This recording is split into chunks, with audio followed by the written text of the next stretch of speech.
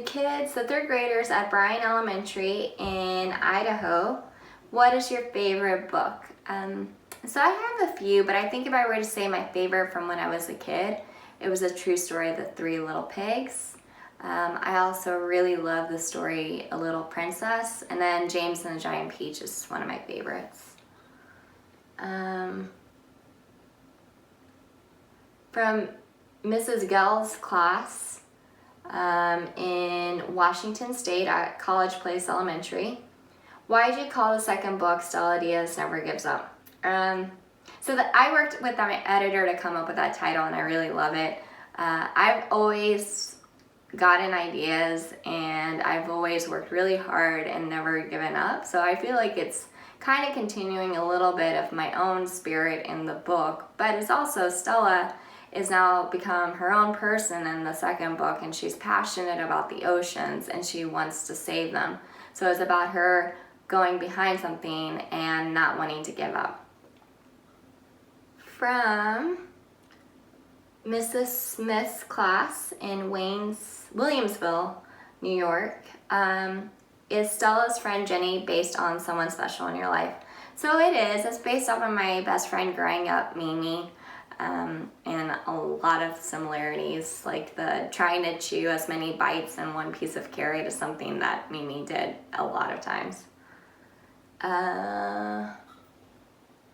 From Mrs. Combs' third grade class in Kansas, were you nervous to share so many details about your real life and your story? No, I think it was exciting to be able to write about it, and in a lot of ways I felt like it was I felt lighter because I got to share this experience and kind of say goodbye in a way to this time period in my life where I was really shy and also, I guess, struggling with like finding my own voice.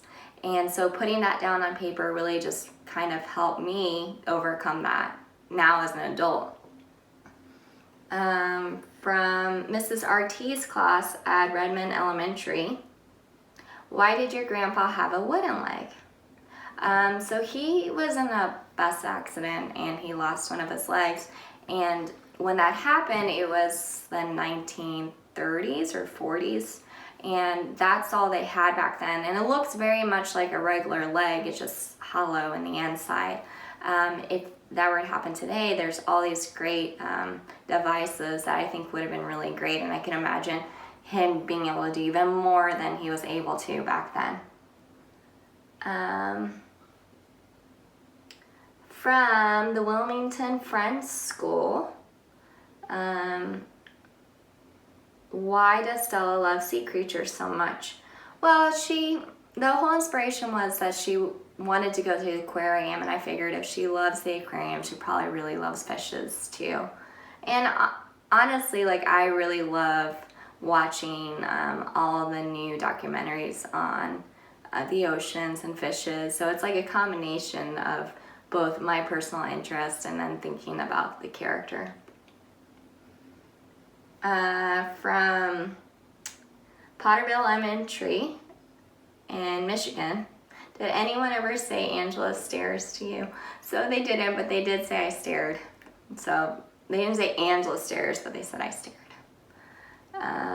From Miss Lombardi's third grade class, you wanted to know if I had a green card or if I was a citizen of the United States. So I am a citizen, but it took forever for me to get my green card, and I didn't become a citizen until I was 21 years old.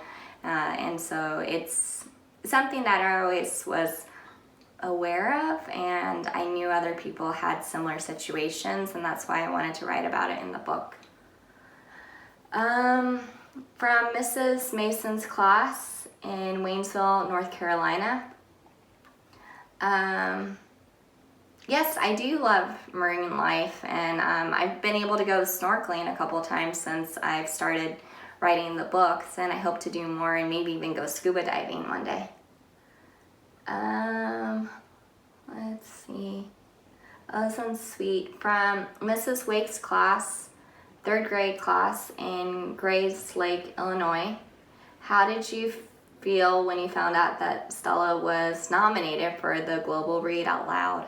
I felt really great. It was incredible. I was so surprised that it got even nominated, and there were a lot of my favorite books in there too. So it just feels like a dream come true. It's really crazy but awesome. Let's see. From Miss Detour's class in San Marcos, California. Oh, does the song El Corrido de Chihuahua have a significance for you like it does for Stella? So it does. So my grandfather would sing the song, and my little Chihuahua Benny at the time, who's not in the book, but he used to dance whenever my grandfather played the song, and so I always have a really fond memory of that song.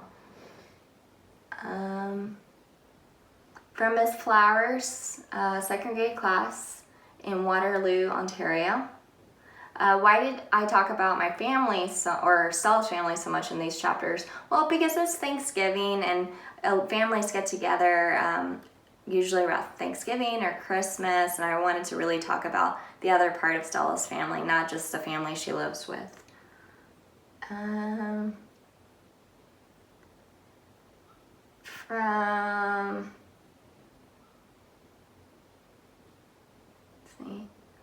From Mrs. Higgins' first grade class in Massachusetts at the Fuller Meadow School. Do I like to salsa like Stella and her family? So when I was a kid I did, but I was not really salsa dancing. My mom was just twirling me like crazy and I was giggling. I'm not a great dancer now, but I do love the music.